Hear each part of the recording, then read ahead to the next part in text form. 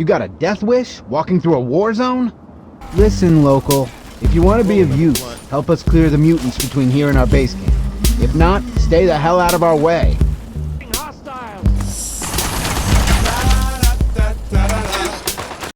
What's up, everybody, and welcome back to another episode of the Lpearly Show. I hope everyone is staying warm. Trying to smoke in this weather is no joke.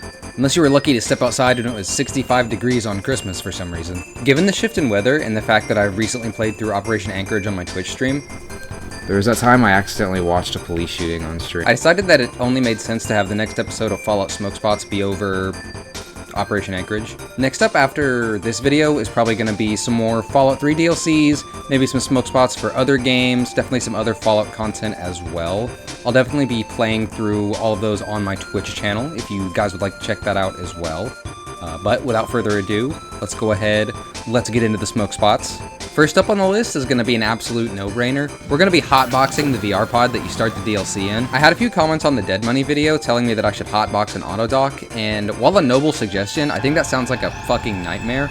It's like getting really high before you go to the dentist. It sounds like a great idea until you start to hear the drill. I'm not convinced that Frostbite Simulator 2076 is any better, but I'm scared of needles, so I'm definitely going with the VR pod.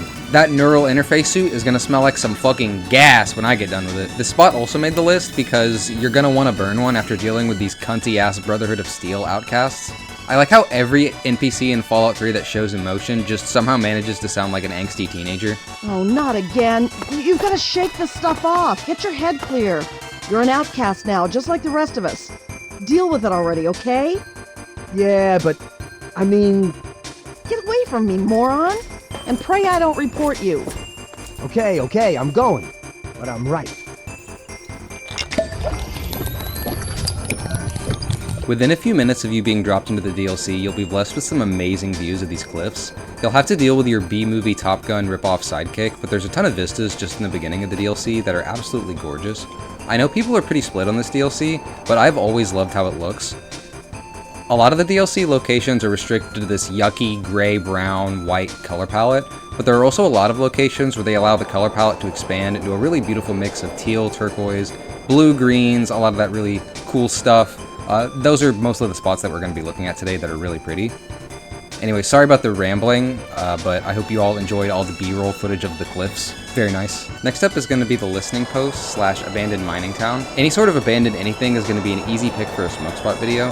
The listening post and abandoned mining town are more or less the same location, with the listening post mostly referring to this overlook right here, although this bunker right here isn't bad either. This view right here is pretty much the spot though. In the final game, you pretty much just go past this train yard and look at these buildings off in the distance. You don't get to go anywhere near them though, which is a shame because they look very cool and I think they'd definitely be some interesting locations to explore and smoke weed in.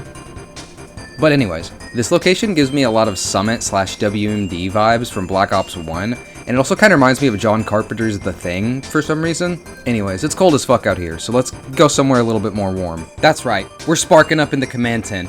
What are Poindexter and Walmart Colonel Autumn gonna do about it? This is a simulation. I mean, shit, this dude's already got a little something in his hand. He's got the right idea. Seriously though, this location is top tier cozy. You've got the hums and whirs of the electronics in the background, plus the insulation from the cold, since you're in a tent and all, plus the little graphical thing in the center of the table would be crazy to look at when you're way too high and about to get dishonorably discharged for stealing the green hit from your CO. All I need in life is to be in this tent with a hot cup of cocoa, a backwoods blunt, and an of-age gothic female.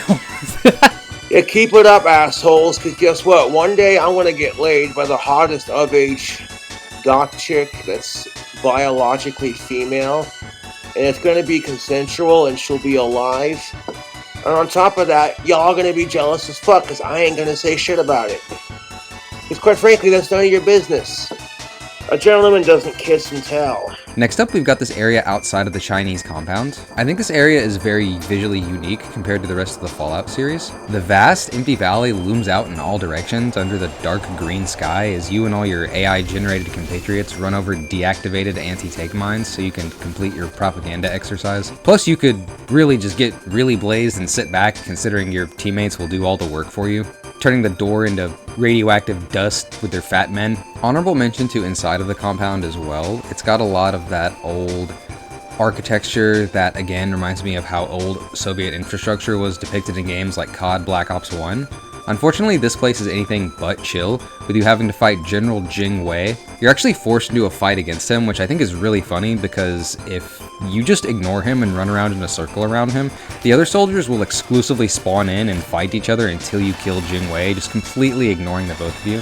I guess they did this so it was more of like an action movie 1v1 duel, like a standoff, like something out of a movie. Since Anchorage is really more of like a propaganda simulation as opposed to like a historical realism simulation. The last smoke spot for today, the best spot to smoke in the Operation Anchorage DLC, is going to be smoking on top of the corpses of all these outcast assholes whenever they turn on each other at the end of the DLC. Seriously, fuck these guys.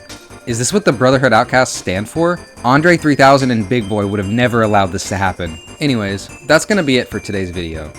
Thank you guys for watching. I hope you all had a great holiday.